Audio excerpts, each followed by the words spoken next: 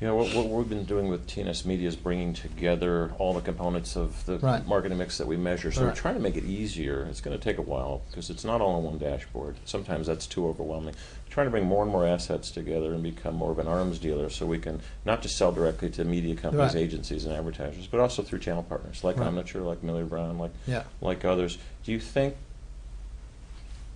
advertisers, let's just take that one category, do you think they need more of that in the future, or do they need I think they still need more vendors bringing in multiple? So you know, taking it to a platform level and bringing more products through one. I think they need. Content. I think they need it digestible. I mean, that's my sense. So you know, it's the old holy grail. You know, like how much should I spend and where should I spend it? So what you want is to be able to come in the morning or when you're at home at night. You know, press a button and see how much have I spent.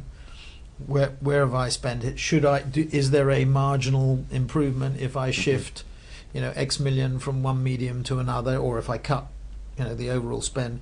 That's the holy grail, and we've been searching for that at WPP. I think Group M, Kantar, you know, plus TNS, WPP Digital, Wunderman, Ogilvy One, G2. RMG Connect. These are all the assets. Powerful assets. Yeah, that you know, Blast Radius, Quasar in India, Schematic, Blue, Agenda. All these, you know, this is the problem: is how do you?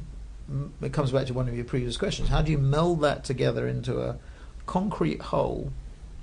That clients can see the delivery. It's what I said. You know, it's all very well having the strategies about the implementation.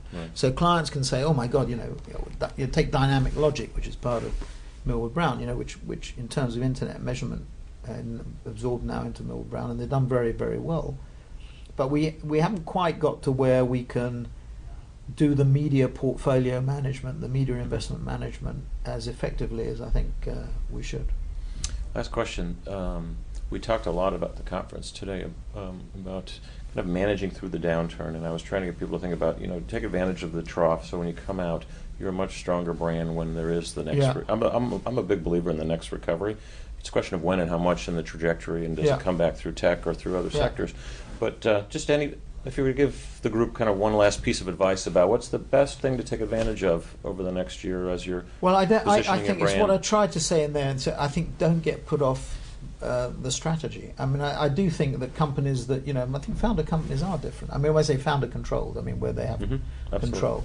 Josh was evidence of that. You certainly are. Well, yeah, but I don't have control. Well, I wish I did, but I don't. But you know, I think the tendency is to get blown off course, right? So you have, you know, let's take us. So it's new markets, new media, and consumer insight. I mean, it's very clear. It might be wrong, by the way, but it's very clear. It's simple. It's very simple, and don't get blown off it. I mean, in other words, we are going to, you know, even this year, we'll continue to invest in India and China and Brazil. Russia will continue, and then the next 11. We'll continue to invest in our digital abilities, creativity. Going back to Randy's comments, platforms and the like. And we'll continue to invest in consumer insight. And so a project that has, you know, a new market, new media, consumer insight project has the highest chances of being. That's a bingo. Yeah, that's a real bingo. Any one of those three is acceptable, but I think if it has two or three of them, obviously so.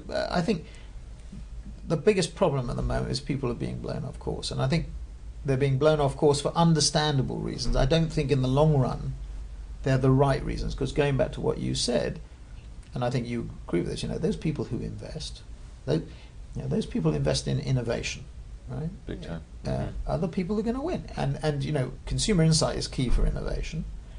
The new media and the new markets are key for distribution of those brilliant ideas, which are then converted into products and services. So I think it's maintaining the course at a time when everybody else is throwing the baby out with the bathwater. Exactly, and as you said on stage, you know, easy to talk about, hard to do. I was with John Chambers, CEO of Cisco, a couple weeks ago, and John has always had this, you know, this rudder, this tenacity. Fortunately, with a high growth tech sector, what can we learn from the tech sector about, doing acquisitions in the trough. Yeah. They're buying companies much cheaper, but they are continuing. They are not getting off course so much on the core stuff, but you do see them expanding more into a consumer than 30 company. billion in cash sitting on his balance sheet, so he's in a Microsoft, Google, they've all got massive balance sheets. Microsoft have raised another $4 billion. It's probably a bad example, but because they have so much cash. But but tech is. I just believe I've always had a foot in Silicon Valley and Madison Avenue. I just think learning from tech and how we kind of bring it back to the Madison Avenue model is a mystery sometimes. And yeah, no, I think that's fair comment. I think if tech, well, somebody asked in the conference about which sectors, or actually asked which clients. So I didn't want to name clients, but which sectors. I think tech has been probably more consistent now. I mean, one of our big tech clients is increasing its spend. It was one of the only pieces of good news that came out of our reviews over the last couple of weeks, but in one of our big advertising agencies. And I think there are some signs of increased confidence, but it's rare. That would be a rare example of somebody who's willing to commit. John Chambers, we have a big relationship with Cisco, sure. is and I was at his CEO-CIO conference a few weeks ago in Kiwa Island. I mean, here's an example of somebody who consistently, persistently pursues his strategic objectives and doesn't get blown, of course. So that they bought the video company Blick. Mm-hmm. When we just announced it the day that we were in Kiwa Island. So I think he is a good example, and I expect him to be spending his cash mountain. I'm sure he'll be making some interesting investments at a time when everybody else is strapped. Yeah. Well, we hope tech will be part of the recovery. Well, I think it will be. I mean, financial services will come back. I mean, it always does. We never really suffered that much. I mean, we have 3 in our top 30, and I think it's top 30, and even this year, one's up, one's about constant, and one's down. But they'll come back. The leisure, the real estate and hotels companies will come back, travel will come back. A little slower. Yeah. Automotive. And tech.